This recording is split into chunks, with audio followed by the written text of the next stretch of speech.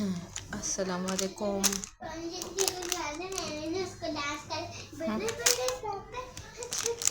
अच्छा, अस्सलाम वालेकुम। अच्छा, आज है मंडे और मंडे को मेरा मेरा आज दिल कुछ भी ख़ास बनाने का नहीं था, तो मैंने थोड़ी सी दाल बना ली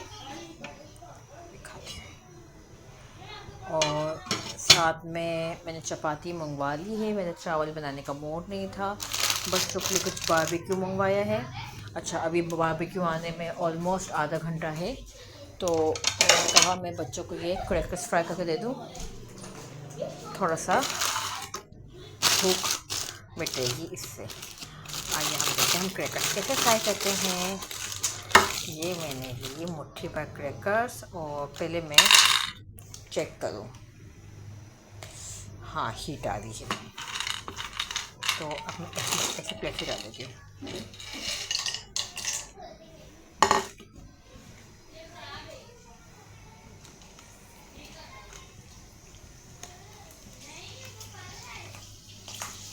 ओहो, अब छीटेंगे, ये बड़ा ख़तरनाक लगता है।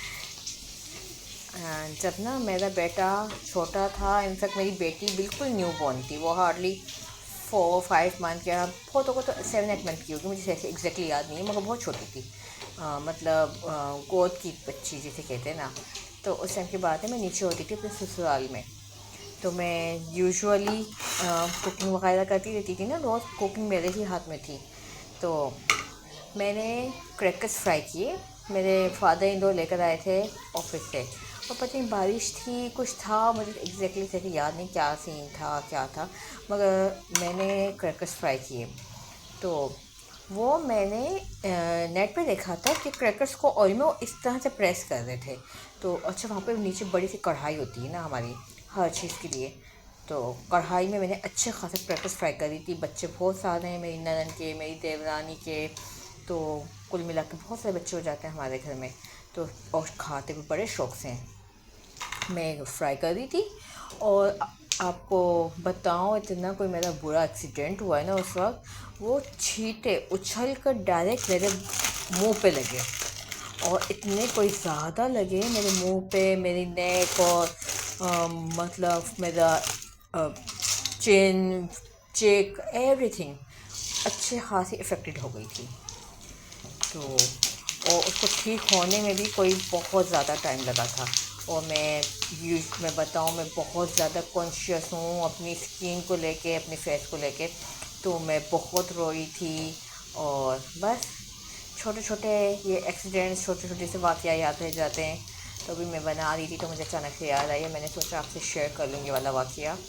एक दफ़ा और मैं आपको किस्सा बताती हूँ। मुश्तबा एज़ यूजुअल छोटा था, तो रहमत नहीं थी मेरे पास, तो मेरी मदर इन लॉ वगैरह जा रहे थे कहीं पे, मेरी मतलब ननद के घर वगैरह जा रहे थे लोग। तो हमारे घर में ना, मेरे ससुराल में वो जिसे नहीं कहते हैं हम, क्या कहते हैं उसे, वो बट कहते हैं या औजरी कहते हैं, पता नहीं क्या कहते हैं, तो वो बनती नीचे ससुराल में। मैं बिल्कुल नहीं खाती, मैं इसके टोटली अगेंस्ट हूँ, मैं नहीं खाती ही नहीं हूँ। मेरी अम्मी वाले मेरे मतलब मैके में नहीं खाई जाती ऐसी चीज़ें। तो वो खैर बन रही थी नीचे, तो मेरी देवरानी बना रही थी, और वो देवरानी जेठानी का तो रिश्ता ही ऐसा होता है ना, नाजुक सा। तो वो बना रही थी, तो मुझे चुराने के लिए उन्होंने क्या किया कि कहती हैं भाभी, इसको धो लूँ ना मैं, आप पानी का पतीला ना गर्म पानी से कुछ धुलती होगी वो, तो कह रही पानी उठा के आप इस पर डाल दो सिंक में, जो मेरी ऑलरेडी मैंने धोने के लिए रखी है। मैं ठहरी बेवकूफ़, मैंने पतीले का ढक्कन खोल लिया ऐसी रैंडमली। मैं बिल्कुल न्यूली मैरिड थी, मेरा बेटा भी बहुत छोटा था, 2 महीने का था, और मुझे नहीं आती थी कुकिंग, तो बस मैंने ऐसे ही पतीले का ढक्कन खोल लिया, और मेरा अंगूठा इतना कोई बुरा जला है, उसकी पूरी स्किन उतर गई थी इस भाप से। और फिर यूजुअल के मुताबिक मैं वही रोना धोना जो मैंने मचाया, फिर खैर तो अभी मुझे याद आया, फिर खैर बातें बातें काफ़ी उसे बनी थी कि ड्रामा करती ये करती वो करती। खैर वो तो आदत होती, सभी बोलते हैं, इसको मैं बुरा नहीं मानती। अब मुझे बुरा नहीं लगता, पहले मुझे बहुत बुरा लगता था कि मुझे ऐसा बोल दिया वैसा बोल दिया। अब नहीं, अब मैं कह रही हूँ जिसको जो कहना है कि है, आई डोंट केयर।